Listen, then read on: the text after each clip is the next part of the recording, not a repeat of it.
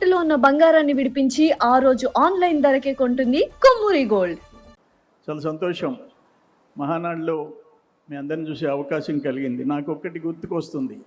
మేము long time back Nampally నుంచి Secunderabad parade grounds దాకా ఊరేగింపుగా పోయేవాళ్ళం. తీగల కృష్ణారెడ్డి గారు గుర్రం ఎక్కిపోయేవాడు, మేము ఆ తోకానికి నడిచిపోయేవాళ్ళం. అవన్నీ గుర్తుండాయి. మహానాడులు ప్రతి మహానాడుకు హాజరైన సంఘటనలు గుర్తుండాయి. పెద్ద ఆయన ఎన్టీ రామారావు గారి గురించి ఆయన పుట్టినరోజు 1-2 విషయాలు. నెల్లూరులో సారా వ్యతిరేక ఉద్యమం, నేను అఖిలపక్ష పోరాట కమిటీ కన్వీనర్గా ఉండా. 23 జిల్లాల్లో ఒక్క నెల్లూరు జిల్లా పాటలు ఆపారు మహిళలు, మేము కలిసి. అప్పుడు పెద్ద ఆయన పోయి కలిసాం, బాబు గారిని కలిసాం. ఒక్కసారి నెల్లూరికి వచ్చి సభలో మాట్లాడమన్నాం. బిఆర్ కాలేజీలో బహిరంగ సభ.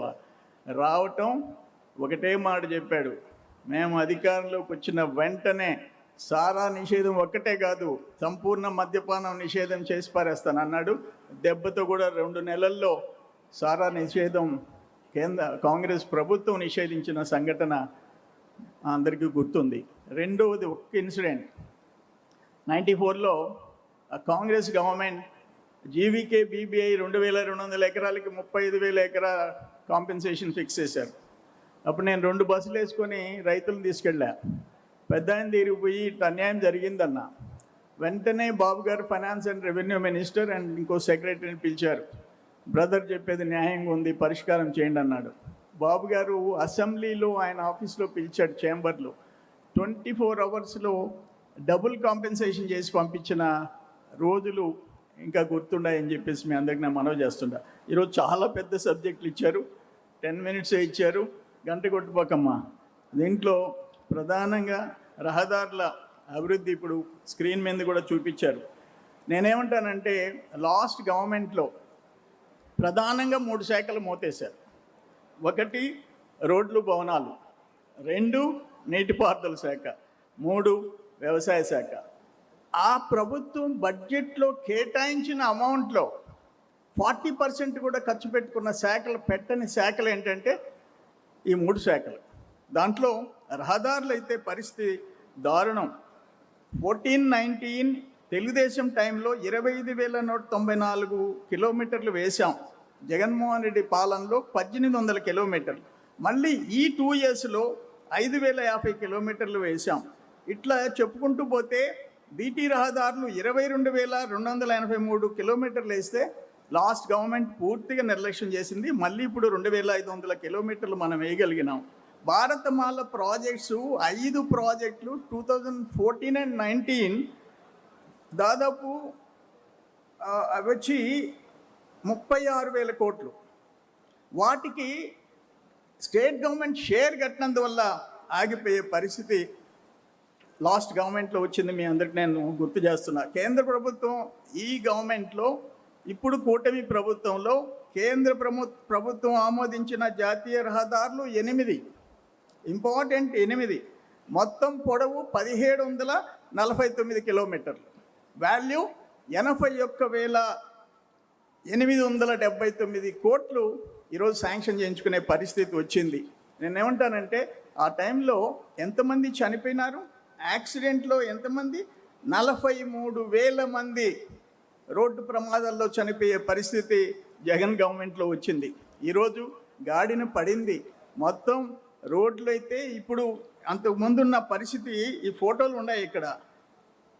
రాష్ట్రంలో 45,375 కిలోమీటర్లు టోటల్ లెంగ్త్ ఉన్నాయి. అందులో 50% 23,000 కిలోమీటర్లు దెబ్బతిన్నాయి. అటువంటి పరిస్థితి జగన్మోహన్ రెడ్డి గవర్నమెంట్లో వచ్చింది. రెండోది ఏంటంటే అమరావతి, ఇంపార్టెంట్. అమరావతి అభివృద్ధి వికేంద్రీకరణ. రైతు బిడ్డలు మనకి 34,000 ఎకరాలు ఇచ్చారు. 28,538 మంది రైతులు, వాళ్ళు 1,631 రోజులు గత గవర్నమెంట్ మీద పోరాటం చేయాల్సిన పరిస్థితి వచ్చింది. 230 మంది ప్రాణ త్యాగాలు చేశారు. నాకు ఒక్కటి బాగా గుర్తుంది, ఆ సోదరిమణులు, ఆడబిడ్డలు, సోదరులు తిరుమలకి పాదయాత్ర కొనసాగించారు. దాంట్లో సర్వేపల్లి కాన్స్టిట్యున్సీలో పొదలకూరు ప్రాంతంలో మేమంతా నైట్ టెంట్లు వేయించి అన్నీ చేసాం.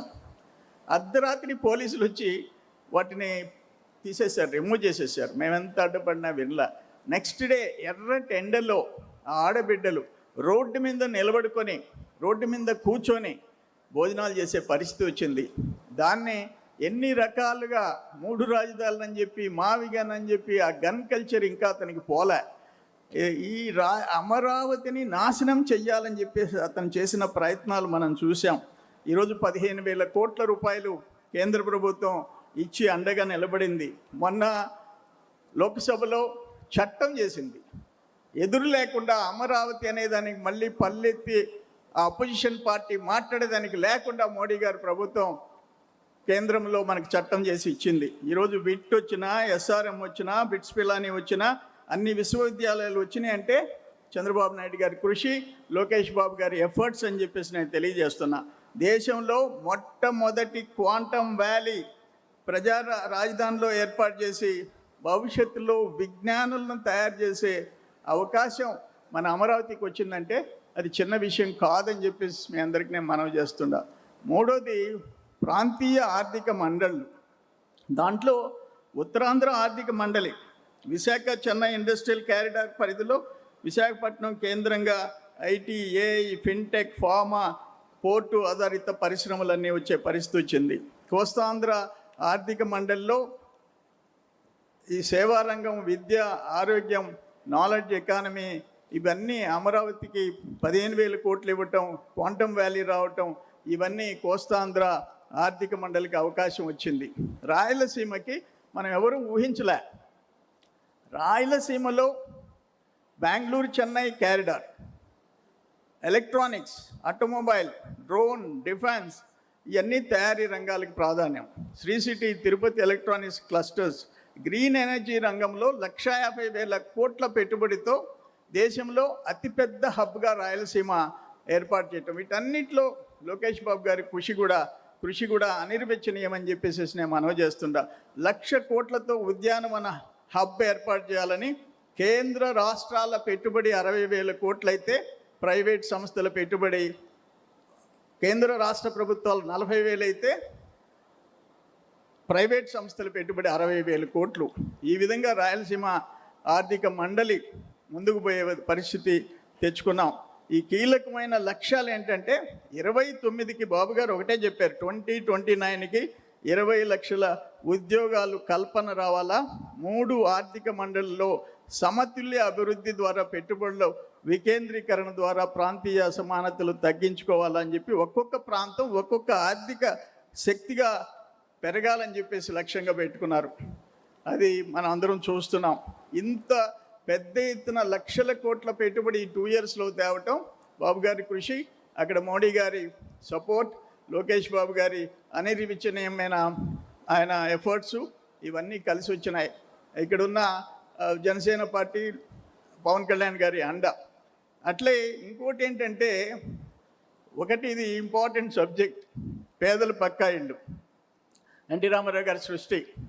ఆ రోజు 5 సెంట్లు, తర్వాత కూడా మనం 3 సెంట్లు ఇస్తూ వచ్చాం. లాస్ట్ టైం ఆ గవర్నమెంట్ వచ్చింది. ఎంత దురదృష్టం అంటే 1 సెంట్ అర్బన్ ఏరియాలో, 1.5 సెంటు రూరల్ ఏరియాలో. అంటే 1.5 సెంటు రూరల్ ఏరియాలో ఏమవుతుంది? 1 సెంటుతో ఏం చేయాలి వాళ్ళు భార్యాబిడ్డలు? పులివెందుల్లో 8,000 ఇళ్ళు మున్సిపాలిటీలో 1 సెంట్లో కడితే, రాక్రీట్ కాంక్రీట్ సంస్థ ఘోరంగా కడితే, ఈరోజు వాళ్ళు ఏం చెప్తున్నారు? నీ పులివెందుల్లో మేము పోయి గృహప్రవేశాలు చేసే ప్రసక్తే లేదు, చంద్రబాబు నాయుడు గారు మున్సిపాలిటీలో 1.5 సెంట్ ఇస్తానన్నాడని చెప్పేసి అడ్డం తిరిగే పరిస్థితి వచ్చింది. నువ్వు కానీ అదే రాక్రీట్ సంస్థ మీద యాక్షన్ తీసుకోలే, నువ్వే ఒప్పుకున్నావు ఆ రోజు. ఇవన్నీ చూసాం. నేను ఒక్క మాట అడుగుతుండా, ఒక్క మాట. జగన్మోహన్ రెడ్డి కుటుంబ సభ్యులు 4, దాంట్లో ఎల్హంక 29 ఎకరాలు, పులివెందుల 3 ఎకరాలు, ఇడుపులపాయ 3 ఎకరాలు, లోటస్ పాండ్ 3 ఎకరాలు, తాడేపల్లి ఎకరా 40 ఎకరాలు, 4,000 సెంట్లు. 4,000 సెంట్లలో నువ్వు 4,000 కుటుంబాలు ఉండమంటున్నావు. అంటే 4-5 కుటుంబ సభ్యులు అంటే 20,000 మంది దాంట్లో బతకాల నీకున్న ఇళ్ల స్థలంలో.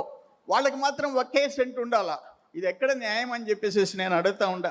ఇటువంటి ఘోరాలు అమరావతిలో దాదాపు అరకులో నీ గెస్ట్ హౌస్ కోసం 400 కోట్ల రూపాయలు ఖర్చు పెట్టావు, నువ్వు పర్మనెంట్ సీఎంగా ఉంటానని చెప్పేసి చేసావు. ఏదేమైనా నేను ఒక్క విషయం అయితే చెప్తుండా, ఈరోజు చంద్రబాబు నాయుడు గారు 2018లో ఎస్సీ ఎస్టీ సభ పెడితే వేణుగోపాల స్వామి టెంపుల్ ల్యాండ్స్లో ముందు మా అందరితో మాట్లాడి 1,80,000 కేంద్ర ప్రభుత్వం ఇచ్చేది 50,000 పెంచి 2,30,000 చేసి అప్పటికప్పుడు 24 గంటల్లో జీవో తెప్పించాడు.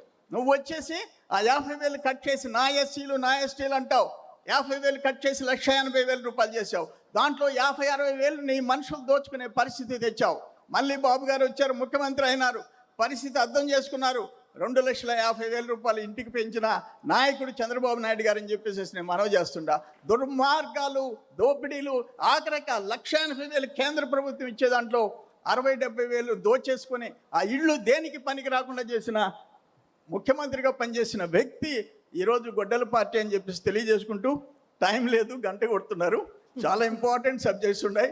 ఏదేమైనా మీ అందరి మరొకసారి మహానాడు శుభాకాంక్షలు తెలియజేస్తూ సెలవు తీసుకుంటాను.